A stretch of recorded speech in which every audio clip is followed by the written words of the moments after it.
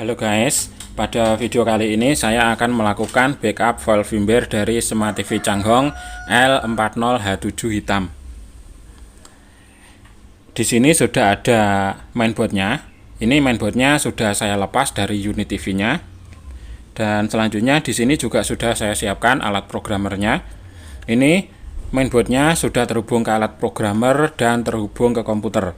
Lalu di sini juga saya siapkan flash disk, yang mana untuk flash disk ini nanti digunakan untuk menyimpan file firmware dari TV-nya ini.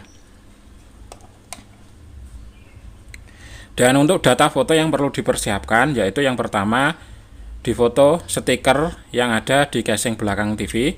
Selanjutnya ini mainboardnya difoto full bolak-balik, lalu difoto kode baut mainboardnya. Selanjutnya difoto IC eMMC-nya, IC memorinya, ini difoto terlihat kodenya. Lalu IC CPU-nya, ini juga difoto terlihat kodenya. Selanjutnya Ticon difoto full bolak-balik. Lalu difoto juga model Ticon, yaitu stiker yang ada di Ticon. Selanjutnya foto kode baut Ticon. Lalu menginjak ke sistem juga ada beberapa yang perlu difoto, yaitu mulai dari menu home, menu utama, lalu setelan semuanya, masuk ke setelan, tentang, itu juga perlu difoto semuanya. Lalu difoto juga tentang informasi sistem yang ada di menu factory. Silahkan masuk ke menu factory. Untuk cara masuk ke menu factory itu sudah saya bahas di video sebelumnya. Nanti akan saya taruh link videonya di deskripsi di bawah. Di situ juga ada informasi-informasi penting, itu juga difoto sebagai data pelengkap tambahan. Oke, lanjut. Sekarang kita mulai saja untuk prosesnya. Ini flash disknya saya masukkan dulu. Saya tancapkan ke TV-nya.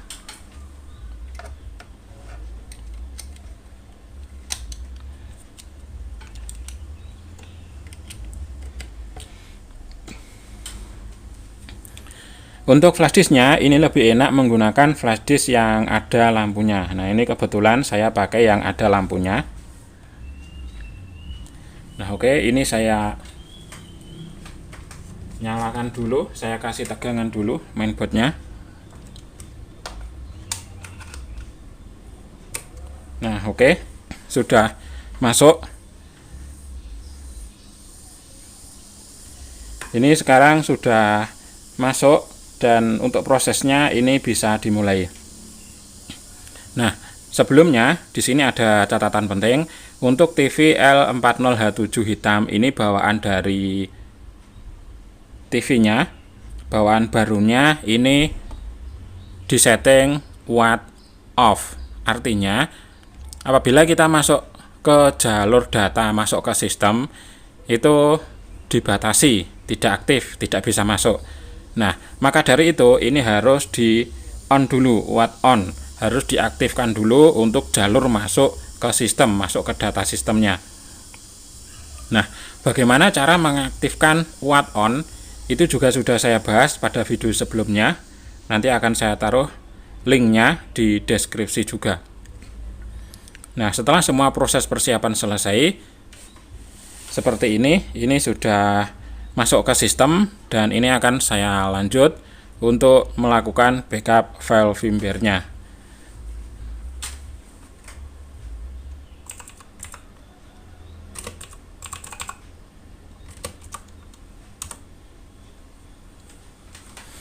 Nah, ini sudah nyala untuk flash disknya. Sekarang sudah nyala karena ini sudah saya aktifkan. Nanti untuk saat proses, maka ini flash disknya akan berkedip-kedip.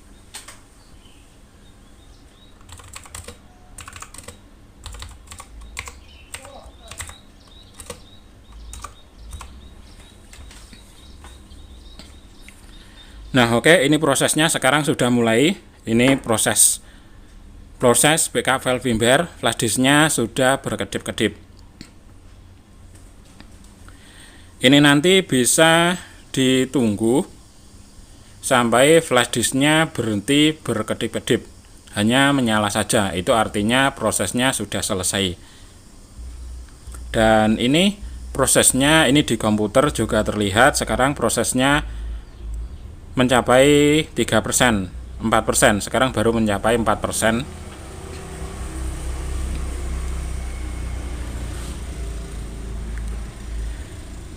Untuk file firmware-nya yang tersimpan di flash disk ini nanti, ini bukan flash disk sakti, ini adalah flash disk khusus teknisi. Ini nanti jadinya file backup atau full dump, ini khusus untuk teknisi, bukan file USB untuk flash disk sakti.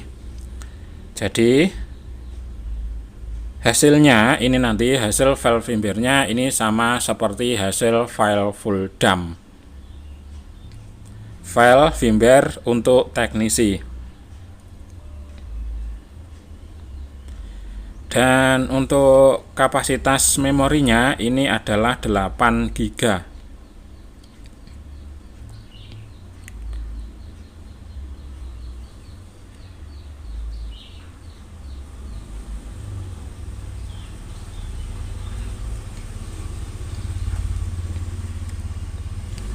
Karena ini filenya lumayan besar, ada 8 GB, maka ini nanti untuk prosesnya ini juga akan memakan waktu lebih lama. Itu prosesnya juga tergantung dari kecepatan prosesnya ini dari IC memorinya.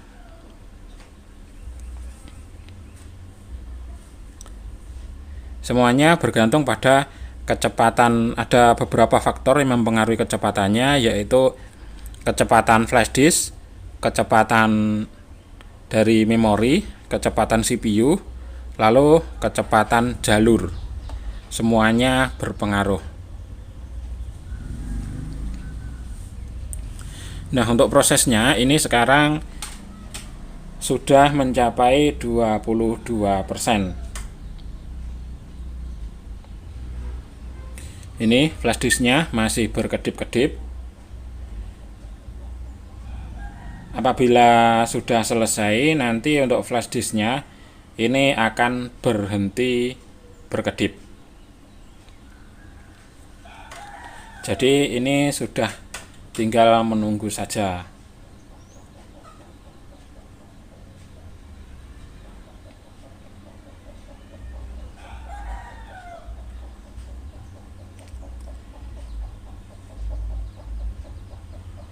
Dan untuk file hasilnya, hasil file firmware, file full dump firmware yang ada di flash disknya ini setelah nanti prosesnya selesai, itu pun juga masih belum siap dipakai, belum siap untuk disimpan, belum bisa untuk disimpan di komputer. Karena flash disknya itu nanti tidak akan terdeteksi di komputer. Itu masih ada proses lagi untuk menyimpan file dari flash disknya, mengkonversi menjadi file firmware yang bisa disimpan di komputer. Nah, setelah itu bisa digunakan dengan alat programmer. Bisa juga digunakan menggunakan alat programmer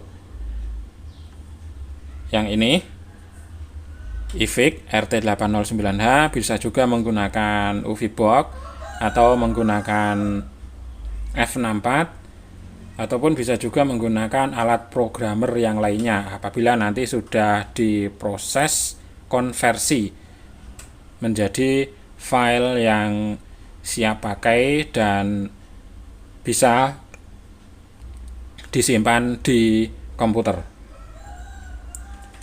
Nah, sekarang untuk prosesnya ini sudah mencapai 40%.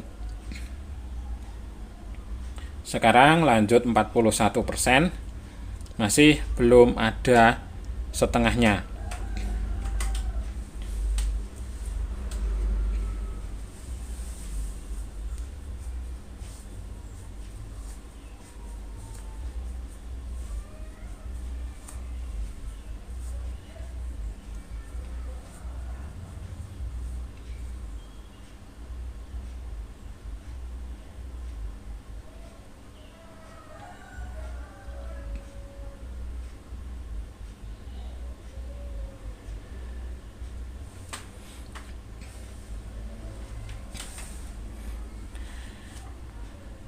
Untuk proses backup file firmware menggunakan metode ini, menggunakan cara ini sangat aman, bahkan ini adalah yang paling aman.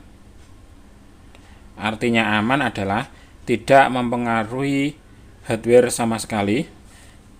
Ini tidak perlu melepas segel apapun, tidak perlu melepas IC-nya juga.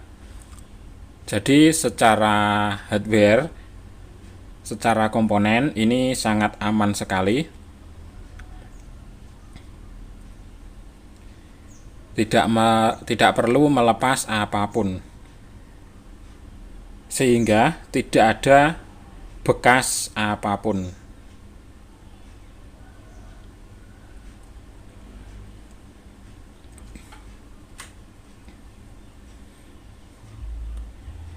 Cara ini adalah cara yang sangat aman, sangat simpel, dan sangat efektif.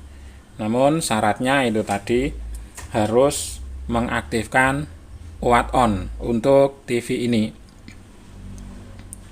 Karena TV ini bawaan pabriknya adalah watt off. Maka dari itu, ketika kondisi TV-nya ini normal, maka harus diaktifkan. Untuk cara mengaktifkan watt on yaitu dengan cara masuk ke menu factory. Untuk yang penasaran bagaimana cara masuk ke menu factory dan bagaimana cara untuk mengaktifkan watt on, itu bisa dilihat di video saya sebelumnya. Saya taruh linknya di deskripsi. Sudah saya jelaskan dengan lengkap dan sangat jelas langkah-langkahnya, caranya, bagaimana cara masuk ke menu factory, dan bagaimana caranya untuk mengaktifkan watt on, sehingga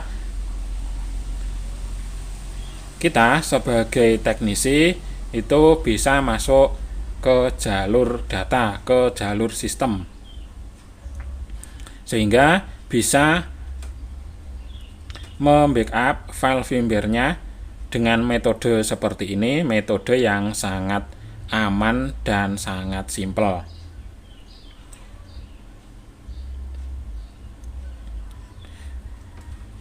Dan informasi untuk prosesnya ini sekarang sudah mencapai 71%. Naik ke 72%. 73%. Jadi ini sudah dapat 2/3. 2/3 dari keseluruhan total. 74%, 75%, berarti artinya 3/4. 3/4 kalau selesainya nanti 100%. Dan ini sekarang sudah mencapai 76%, sudah 3/4. Jadi ini sudah hampir selesai. Sedikit lagi hampir selesai.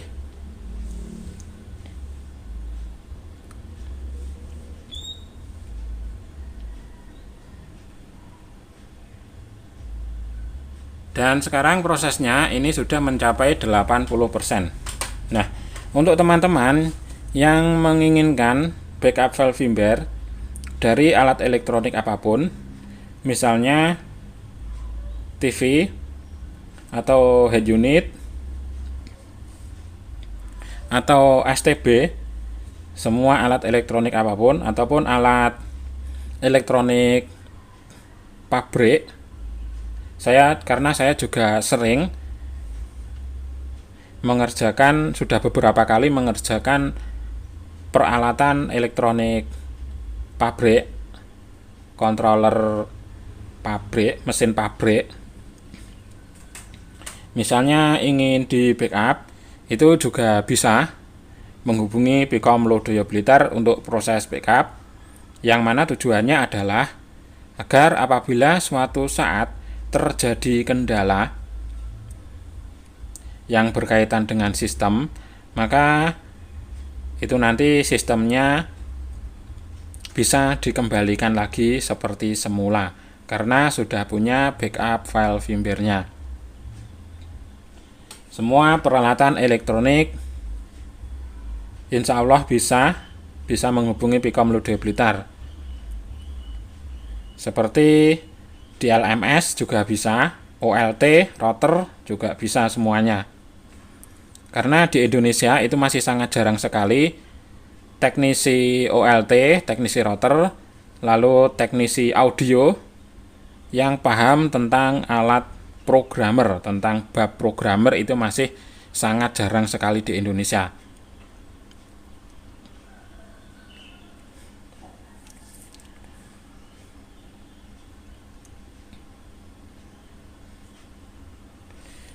Nah, ini sekarang sudah hampir selesai.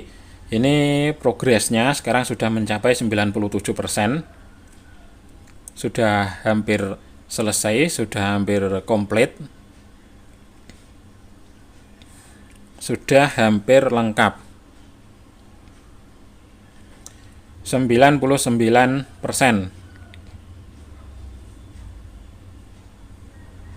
Nah, oke. Sekarang sudah selesai, sudah 100%. Untuk prosesnya sudah selesai. Ini tadi prosesnya tidak saya skip agar teman-teman semuanya tahu berapa lama atau berapa menit untuk prosesnya. Nah, ini sudah selesai. Untuk flash disknya ini sudah tidak kedip-kedip lagi. Ini artinya prosesnya juga sudah selesai. Untuk file firmware-nya ini sudah tersimpan di flash disk dan ini selanjutnya diproses. Untuk flash disknya bisa diproses untuk proses selanjutnya di komputer, dikonversi menjadi file firmware yang siap pakai. Nah, seperti inilah proses backup file firmware, salah satu metode. Ini metode yang sangat aman dan sangat efisien karena tidak perlu bongkar-bongkar IC memorinya, tidak perlu melepas IC memorinya. Nah, untuk teman-teman yang mungkin ingin memesan file firmware-nya, membutuhkan file firmware-nya untuk TV ini juga bisa menghubungi Pikom Ludo Blitar, ataupun yang memiliki kendala tentang sistem TV-nya, misalnya hanya mentok di logo. Nah, karena itu sangat sering sekali Smart TV, TV Android dengan kerusakan mentok di logo ataupun restart terus. Itu sangat sering terjadi. Bisa juga menghubungi Pikom Ludo Blitar. Apabila teknisi terdekat, teknisi ahlinya yang terdekat itu sudah menyerah, sudah tidak mampu, ataupun ingin berinisiatif, ingin langsung menghubungi Pikom Ludo Blitar juga bisa. Untuk teknisi-teknisi elektronik yang mungkin belum begitu memahami secara mendalam tentang software ataupun firmware, bisa juga menghubungi Pikom Ludo Blitar. Nah, mudah-mudahan informasi ini tadi bisa bermanfaat, baik untuk teknisi maupun untuk pemula ataupun user, konsumen, pemilik TV-nya yang mungkin saja mempunyai TV yang sama dan mengalami kendala, bisa menghubungi Pikom Ludo Blitar. Ayo terus bantu dukung channel YouTube Pikom Ludo Blitar dengan cara klik subscribe, like, comment, and share. Bagikan video ini ke sosial media agar teman-teman yang lainnya juga bisa mengetahui informasi ini. Sekian, terima kasih. Thank you.